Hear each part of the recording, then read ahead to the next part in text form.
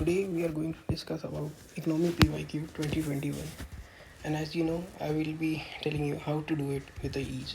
So let's get started.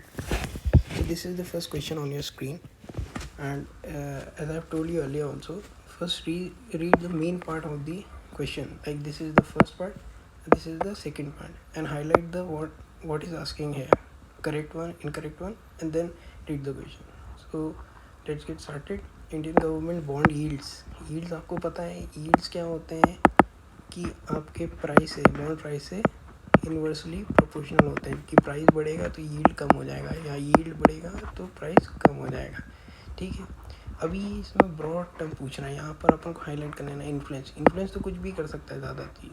तो action of United state, हम जानते हैं कि डॉलर का इतना इंटरनेशनलाइजेशन है कि कुछ ना कुछ तो इम्पैक्ट करेगी. वन तो जनरल सही है. एक्शन ऑफ आरबीआई, हमारा आरबीआई तो करेगा ही इन्फ्लुएंस बॉन्ड यील्ड हमारे यहाँ का. थर्ड है इन्फ्लेशन. ये सारे जो एक्शन लेते हैं वो किससे इन्फ्लुएंस होते हैं? इन्फ्लेशन इन्फ्लुएंस करते हैं लोग. तो इन्फ्लेशन ही हमारा मेन टर्म है. तो यानी यहाँ पर डी ऑप्शन हमारा सही हो जाएगा. नेक्स्ट देखिए, consider the following statement.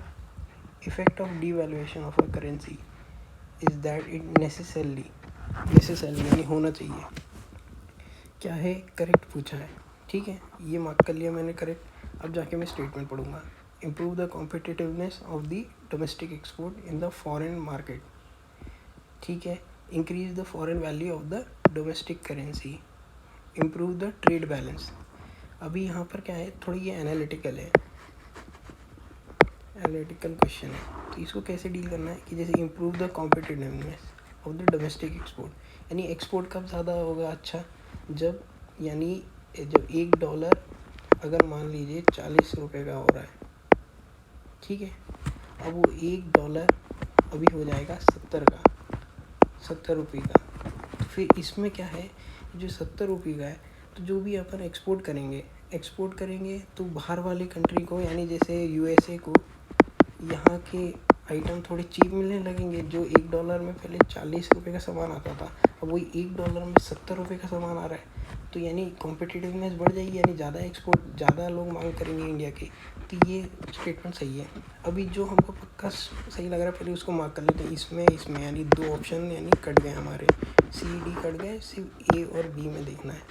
Second वाला चेक कर, यानी थर्ड तो देखना ही नहीं है हमें, थर्ड तो गलत ही होगा यानी. ठीक है, तो फिर क्या है यहाँ पर, इंक्रीज द फॉरेन वैल्यू यानी कैसे बढ़ा देगा वैल्यू, यानी मतलब फॉरेन वैल्यू क्या होगा डोमेस्टिक करेंसी का. जैसे मान लीजिए $1 है, वो अगर 40 रुपये का है, अगर फॉरेन वैल्यू इंक्रीज होगी मतलब यानी $1 30 रुपये का हो जाएगा. डी वैल्यू क्या बोलता है कि हमारा रुपी यानी थोड़ा इंक्रीज होगा ना कि डिक्रीज होगा. तो ये तो गलत है, 2 गलत है, ये भी है. हमने पहले यही काटा हुआ था, तो ए इज द आंसर.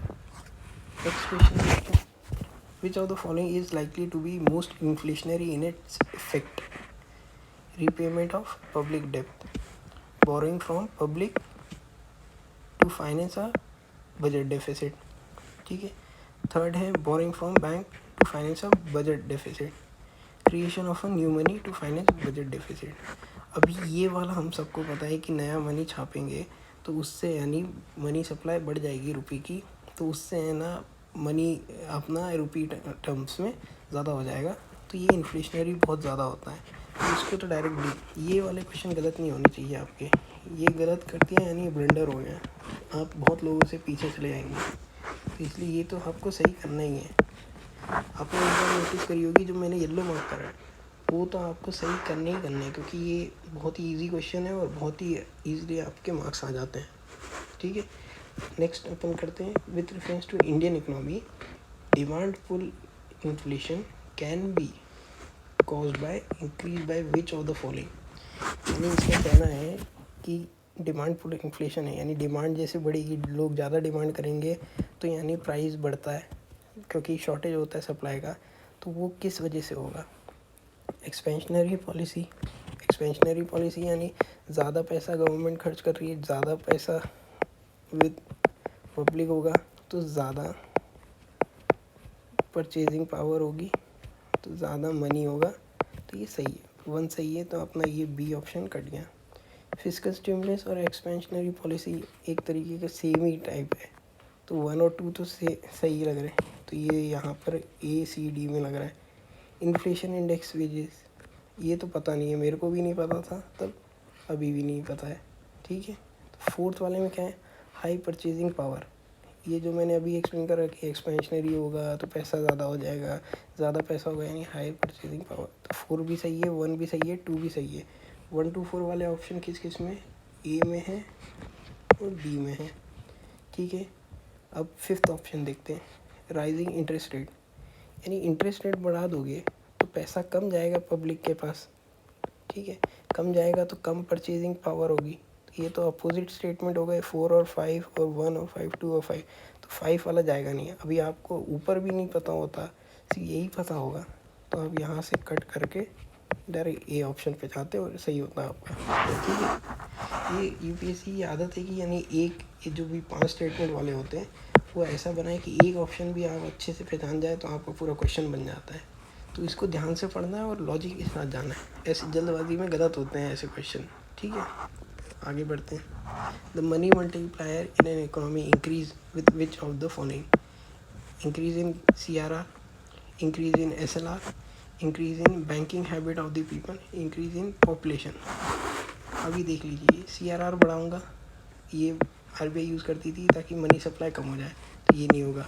वैसे ही SLR भी है, ये बढ़ेगा तो फिर मनी सप्लाई कम होगा, तो ये भी नहीं होगा, ये भी चलेगा। इंक्रीज इन बैंकिंग हैबिट, यानी लोग ज़्यादा यानी पैसा बैंक में डालेंगे तो बैंक में ज़्यादा पैसा जाएगा, बैंक में जाएगा तो बैंक लोन ज़्यादा देगा, तो हमारा मनी मल्टीप्लायर बढ़ेगा, क्योंकि और लोगों को लोन मिलेगा बिजनेस के लिए, ये सब, तो सी सही है। डी देख लेते हैं कि इंक्रीज इन द पॉपुलेशन बढ़ रही है लेकिन जनता हमारी यानी पैसा ही नहीं सेव कर रही है या बैंक में डाल रही है, तो इसका तो फ़र्क नहीं है, तो सी इज़ द। नेक्स्ट देखिए, in the India central bank function as the lender of last resort, तो लेंडर ऑफ लास्ट रिसोर्ट यानी एंड में जब भी यानी कोई तकलीफ हो उसमें यानी बचा लें RBI, ऐसा कहना है इसका। तो उस कंसेप्ट से जाते हैं, lending to trade industry body when they fail to borrow from other sources. Lender of last resort central bank किसका होता है, बैंक ऑफ बैंक है ये, RBI बोलते हैं ना बैंक ऑफ बैंक, तो बैंक को देगा, तो ये इंडस्ट्री बॉडी इसको तो नहीं देता, तो 1 तो गलत ही है, तो 1 A काट दिया। Providing liquidity to the bank having a temporary crisis, ये देख लीजिए वही है ये जो मैं बोल रहा था कि यानी कोई मुसीबत में है बैंक, उसको थोड़ा सा रिलीफ देने के लिए पैसा दे देता है, 2 तो सही है। तो यानी अपन ने पहले A काट लिया था, B और C में से बचा है क्योंकि 2 सही है, क्योंकि तो D कटा, A कटा, अब ये 2 बचा है। अब ये 3rd वाला ऑप्शन देखते हैं, lending to government to finance budgetary deficit. अभी गवर्नमेंट को फाइनेंस करने के लिए ये नहीं होता है, ठीक है, वो ये मोनेटाइज डेफिसिट होता है, जो गवर्नमेंट मांगती है कि हमारा फिस्कल डेफिसिट कम हो यानी ज़्यादा बढ़ गया है तो आप हमें फाइनेंस कर दो प्रिंट करके यानी पैसा, तो ये तो नहीं है। Lender of last resort bank के लिए होता है, तो 2 इज़ द आंसर, ठीक है। नेक्स्ट क्वेश्चन देखिए, कंसिडर द फॉलोइंग, क्या पूछा है, which of the above can be included in FDI।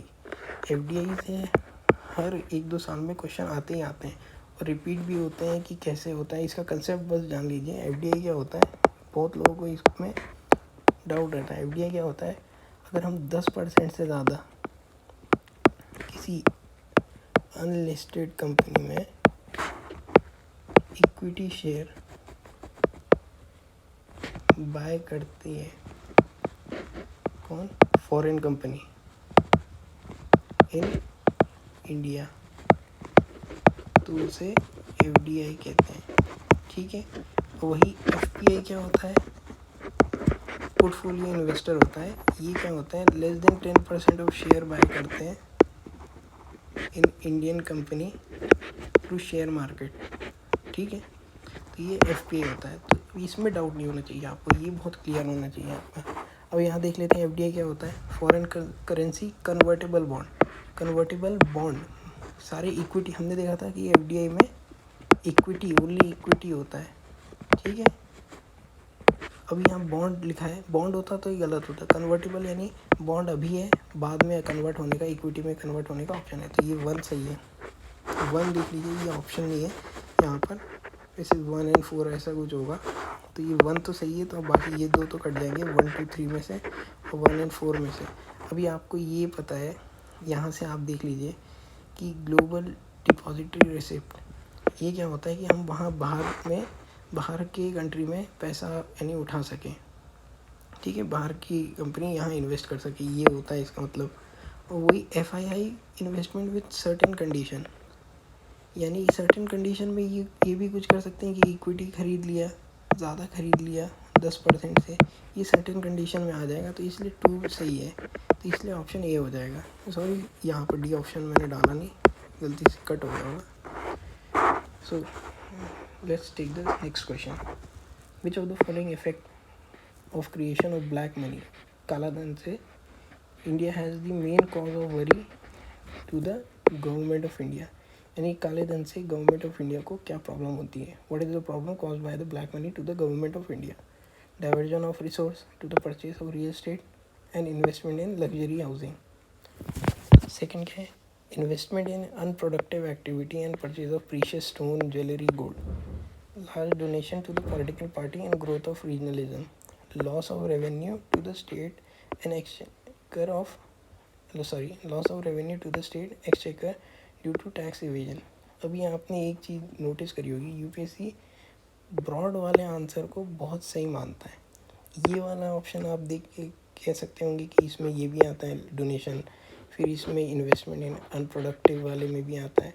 ये अगर होगा लॉस चेकर, तो यानी ये डाइवर्जन ऑफ रिसोर्सेज से भी ये हो रहा है, ठीक है, बी से भी ये हो रहा है, सी से भी ये हो रहा है, तो एक तरीके का ये मेजर यानी ब्रॉड टर्म है, तो इसलिए हम इसके साथ जाएंगे, तो ये हमारा सही होगा, ठीक है, क्योंकि ब्लैक मनी डाइवर्ट हो रहा है। अब इस पे टैक्स लगना चाहिए था, ये टैक्स आना चाहिए था गवर्नमेंट ऑफ इंडिया में।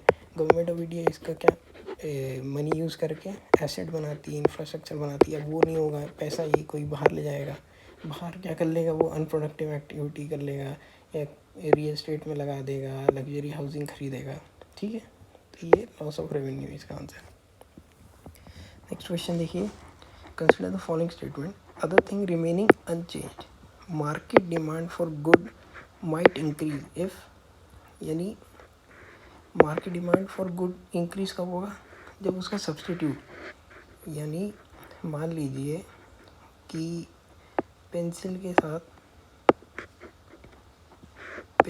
साथ आपका इरेज़र, ठीक है, ये सब वही है, यानी सॉरी, पेंसिल के साथ दूसरी यानी पेन है, अगर पेन का दाम बढ़ गया तो यानी पेंसिल का क्या होगा, ये पेन महंगा हो जाएगा, तो पेन लोग नहीं खरीदेंगे, बोलेंगे भाई पेंसिल से काम चलाता हूँ मैं, तो इसका डिमांड बढ़ जाएगा अपने पेंसिल का, तो ये इफ़ेक्ट करेगा, तो 1 सही है, बी ऑप्शन में 1 नहीं है, तो ये कट जाएगा।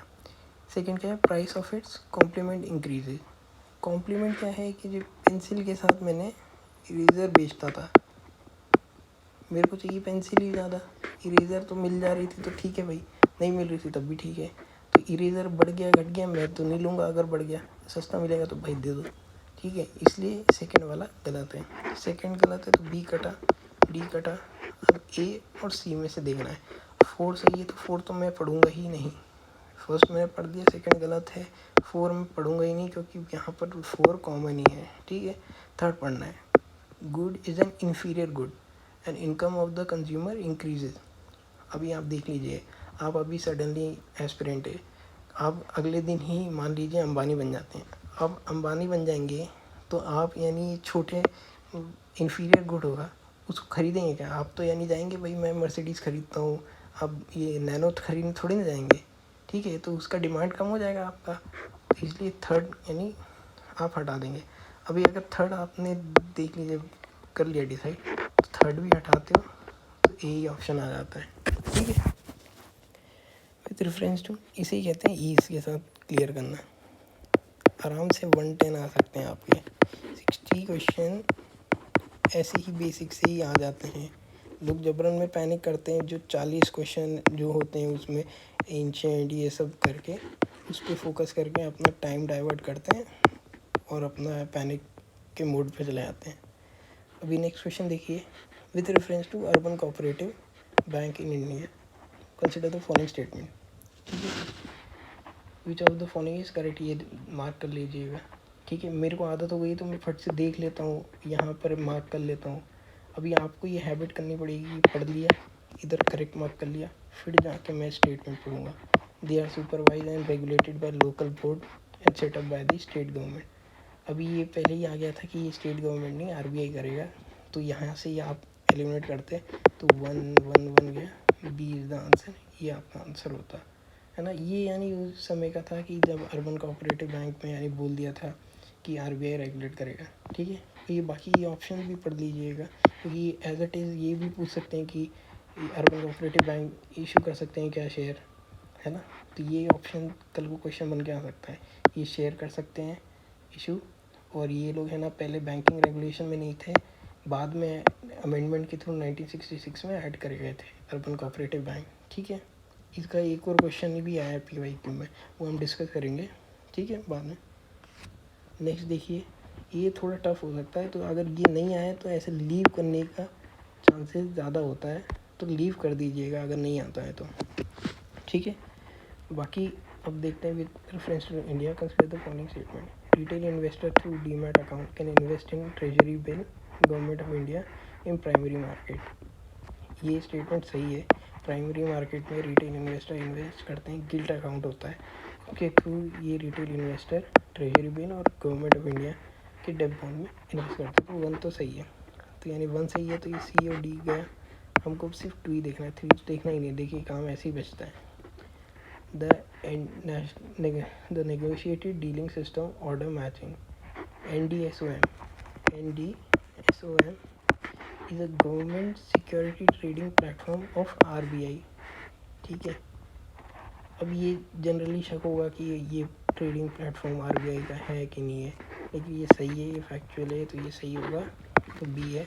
ये वाला लीव कर सकते हैं आप, है ना। ये गलत करोगे, ये यानी छोड़ दोगे तो कुछ नहीं होगा, लेकिन पुराने वाले गलत करोगे तो बहुत कुछ हो जाएगा। ठीक है, तो ऐसे हमें डील करना है। So at last thank you for watching. अभी क्या करना है, आपको पीवाईक्यू करना है। ठीक है, ये पीवाईक्यू मैंने बताया है, पीवाईक्यू एनालाइज करिए कि कैसे अटैम्प्ट करना है, अटैम्प्ट से ही आपका सही हो जाएगा। अभी नए नए क्वेश्चन देख देख के आप यानी घबराइए मत, अब अच्छे से पीवाईक्यू एनालाइज करिए कि देखो ऐसा पूछ रहा है, यहाँ से मैं काट सकता था, फिर यहाँ से ऐसा सोच सकता था। तो अपनी ये थिंकिंग की हैबिट में अभी कॉन्सेंट्रेट करिए। बाकी तो अभी आप है ना ऐसे तैयारी करते रहिए, रिवाइज करते रहिए। टेस्ट सीरीज में कम आ रहा है तो घबराइए मत, क्योंकि सभी के आ रहे हैं। मेरे भी अभी अभ्यास में फर्स्ट वाले में 90 आए थे, और अभी वाले में जो आया है वो अभी मेरा, जबकि सेकंड वाला इजी था, उसमें मेरे 86 आए। तो इसलिए आपको घबराना नहीं है, सभी के कम आ रहे हैं। रिवाइज करिए, पीवाईक्यू करिए और कॉन्फिडेंस बनाए रखिए। ठीक है, थैंक यू फॉर वॉचिंग।